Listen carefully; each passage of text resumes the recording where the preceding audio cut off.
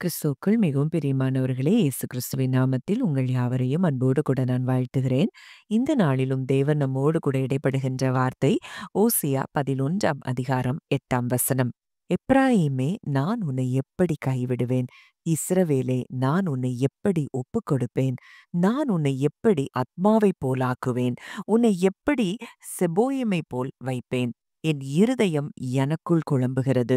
என் பரிதாபங்கள் ஏகமாய் பொங்குகிறது. இதே வார்த்தையை ஆங்கிலத்துல இப்படியாய் சொல்லப்பட்டிருக்கிறது. How can I give up on you now, Ephraim? How can I let you go, Israel? How could I ever turn you over to be destroyed like Admah? I devastate you like Zebolim.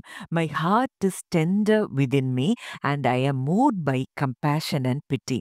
இந்த வார்த்தையின் மூலம் தேவன் இன்றைக்கு உங்கள் ஒவ்வொருவரையும் தேற்ற விரும்புகிறார். அப்ப இன்னைக்கு அவர் உங்கள பார்த்து சொல்றாரு, நீங்க தான் அவருக்கு எப்பிராயீம். அவர் உங்கள பார்த்து சொல்றாரு, எப்பிராயீமே, உன்னை எப்படி கைவிடுவேன்? ஒருவேளை உங்க வாழ்க்கையின் சூழ்நிலைகள் நீங்க எல்லாராலும் கைவிடப்பட்டதைப் போல, புறக்கணிக்கப்பட்டதைப் போல, ஒருவேளை சூழ்நிலைகள் நிமித்தம் நீங்க குழம்பி போய் இருக்கலாம். ஆனா ஆண்டவர் சொல்றாரு, நான் உன்னை எப்படி கைவிடுவேன்? நான் உன்னை எப்படி ஒப்புக் கொடுப்பேன்? எந்த சூழ்நிலைக்கும் அவர் உங்களை ஒப்புக் கொடுக்க மாட்டேன் என்று சொல்லி இன்றைக்கு அவர் நம்மோடு கூட இடைப்படுகிறார். அப்போ சொல்லுகிறவர் யார் அப்படிங்கிறத நம்ம யோசிச்சு பார்த்தோம்னா, நம்ம வாழ்க்கையில இந்த சந்தேகங்களுக்கு பதில் இருக்கிறது. சொல்லுகிறவர் தான் சர்வ வல்லமையுள்ளவர். அவர் சொன்னதை நிறைவேற்றுகிறவர். ஒருவேளை இன்றைக்கு உங்க வாழ்க்கையில அவர் சொன்ன வாக்குத்தத்தங்களுக்கும் வாழ்க்கையில நீங்க போகிற பாதையில எல்லாம் எதிர்மறையாய் இருந்தா கூட அவர் சொல்றாரு, எப்பிராயீமே, நான் உன்னை எப்படி கைவிடுவேன்? இஸ்ரவேலே, நான் உன்னை எப்படி ஒப்புக் கொடுப்பேன்? அன்றைக்கு யோசேப்புக்கு எல்லாமே அவன் கண்ட தரிசனம் ஒன்று, அவன் வாழ்க்கையில நடந்தது எல்லாம் வேறாயிருந்தது. அந்த நேரத்திலயும் நிச்சயம் ஆண்டவர் அவனோடு இடைப்பட்டிருக்க கூடும். நான் உன்னை எப்படி கைவிடுவேன் அப்படின்னு சொல்லி ஆண்டவர் அவனோடு கூட இடைப்பட்டிருந்திருப்பார்ன்னு சொல்லி நான் நம்புறேன். ஏன்னா எந்த சூழ்நிலையிலும் கர்த்தர் அவன் கூட இருக்கிறத அவன் உணர்ந்திருந்தபடியினால அவன் துணிகரமான பாவத்திற்கும் இடம் கொடுக்கல. எந்த விதத்திலையும் அவனுக்கு ஒரு எந்த இடத்துலயும் அங்க எல்லா இடங்களையும் அவனுக்கு தேவ தயவு, மனிதர்களுடைய தயவு இருந்ததை நம்ம பார்க்கிறோம். எல்லா சூழ்நிலைகளிலும் அவன் வெற்றி பெற்று அங்கே மிகப்பெரிய தேசத்துக்கு அதிகாரியாய் அவன் மாற்றப்பட்டிருக்கிறானால், அப்போ நிச்சயமா ஆண்டவர் இப்படி அவனோடு கூட இடைப்பட்டிருப்பார்ன்னு சொல்லி நான் நம்புறேன். அப்படித்தான் வாழ்க்கையில பரிசுத்தவான்களுடைய வாழ்க்கையில எல்லாருடைய வாழ்க்கையிலயும் அந்த சோர்வின் காலங்கள்ல நிச்சயம் ஆண்டவர் இடைப்படுகிறார். எலியா அன்றைக்கு சூறைச் செடியின் கீழ படுத்து, போதும் கர்த்தாவே, என் ஆத்துமாவை எடுத்துக்கொள்ளும்னு சொல்றப்போ, அவன் அவன் சொன்னதெல்லாம் ஆண்டவர் கேட்கல. மாறா அந்த இடத்துல ஆண்டவர் இடைப்படுகிறார். நீ போக வேண்டிய தூரம் வெகு தூரம்னு சொல்லி அங்க தன்னுடைய தூதனை அனுப்பி அங்கே அவனோடு கூட இடைப்படுகிறத பார்க்கிறோம். இன்றைக்கும் உங்கள பார்த்து ஆண்டவர் அதே வார்த்தையை தான் சொல்றாரு. நீங்க போக வேண்டிய தூரம் வெகு தூரம். இது இல்ல உங்க முடிவு. இந்த முடிவுல தான். இது ஒருவேளை உங்களுக்கு எல்லாமே முடிஞ்சத போல தெரியல. ஆனா இனிதான் உங்க வாழ்க்கையின் ஆரம்பமே இருக்குது. அப்படிங்கிறத நீங்க அறிந்து கொள்ள வேண்டும். ஏன்னா எரேமியா 31:3 சொல்லுகிறது, பூர்வ காலம் முதல் கர்த்தர் எனக்கு தரிசனையானார் என்பாய். ஆம், அநாதி சிநேகத்தால் உன்னை சிநேகித்தேன். காருண்யத்தால் உன்னை இழுத்துக் கொள்ளுகிறேன். அப்போ அவருடைய காருண்யத்தினால் இன்றைக்கு அவர் உங்களை இழுத்துக் கொள்ளுகிறாராம். அப்போ அவ்வளோ பெரிய அன்பு, உங்களை இழுத்துக் கொள்ளுகிற அன்பு தான் தேவனுடைய அன்பு.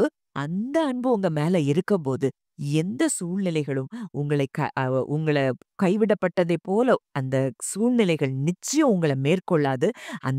அந்த காரியங்கள் எல்லாவற்றிலும் உங்களுக்கு தேவன் ஜெயத்தை கொடுப்பார் அப்படிங்கிறத நீங்க அறிந்து கொள்ள வேண்டும். ஏசாயா 49, 14, 15, 16 கூட அததான் சொல்லுது. சீயோனோ, கர்த்தர் என்னை கைவிட்டார், ஆண்டவர் என்னை மறந்தார் என்று சொல்லுகிறாள்.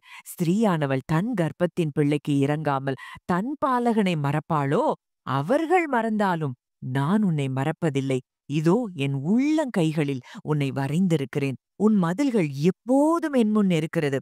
அப்போ நீங்க ஒருவேளை இன்னைக்கு சொல்லிட்டு இருக்கலாம், ஆண்டவரே என்னை கைவிட்டுட்டாரே, மனுஷங்க தான் இப்படி, சூழ்நிலைகள் தான் இப்படி, இந்த ஆண்டவரே என்னை கைவிட்டுட்டாரே அப்படின்னு சொல்லி நீங்க நினைக்கலாம். ஆனா ஆண்டவர் சொல்றாரு, நீ அப்படிதான் சொல்லி கொண்டிருக்கிறாயா மகனே, மகளே?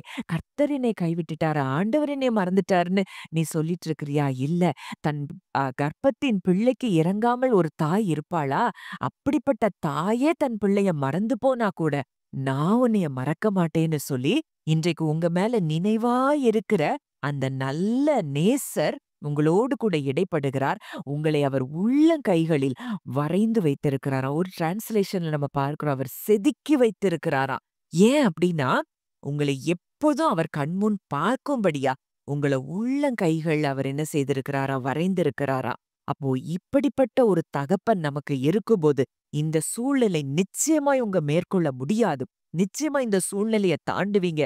நீங்க பெரிய காரியங்கள நீங்க ஜெயம் எடுப்பீங்க. உங்களுக்கு நீங்க கண்ட தரிசனங்கள் எல்லாம் உங்க வாழ்க்கையில நிறைவேறும் என்பதில் சந்தேகமே இல்லை. அப்போ கேட்ட வார்த்தையின்படி கர்த்தர் இன்றைக்கு உங்களுக்காக உங்க வாழ்க்கையில செயல்படுகிறார். எப்ராயிமே உன்னை எப்படி கைவிடுவேன்? இஸ்ரவேலே உன்னை எப்படி ஒப்புக்கொடுப்பேன்னு சொல்லி ஆண்டவர் இன்றைக்கு உங்களோடு கூட பிரத்யட்சமாக இடைப்படுகிறார். கேட்ட வார்த்தையின்படி கர்த்தர் உங்கள் ஒவ்வொருவரையும் ஆசீர்வதிப்பாராக.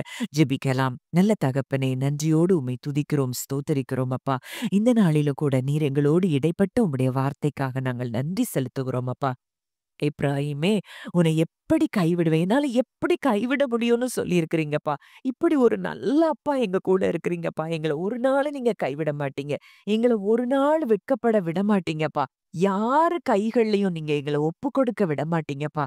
ஏன்னா அநாதி சிநேகத்தினால் எங்களை நேசித்திருக்கிறீங்கப்பா. காருண்யத்தினால், உம்முடைய அன்பினால் எங்களை இழுத்துக் கொண்டிருக்கிறீங்கப்பா. அதற்காக நாங்கள் நன்றி செலுத்துகிறோம். எங்களை மறவாத நேசர் நீர் இருக்கபோதும், நாங்கள் எதை குறித்தும் கலங்க தேவையில்லை தகப்பனே. இந்த நாளிலும் கர்த்தாவே, இதை கேட்கிற ஒவ்வொருவருடைய வாழ்க்கையின் சூழ்நிலைகளையும் உம்முடைய கரத்துல ஒப்புக் கொடுக்கிறோம். கர்த்தர் பெரிய ஜெயத்தை தருகிறபடியினால் நன்றி செலுத்துகிறோம். இயேசுவின் மூலம் கேட்கிறோம் ஜீவனுள்ள நல்ல பிதாவே. ஆமென்.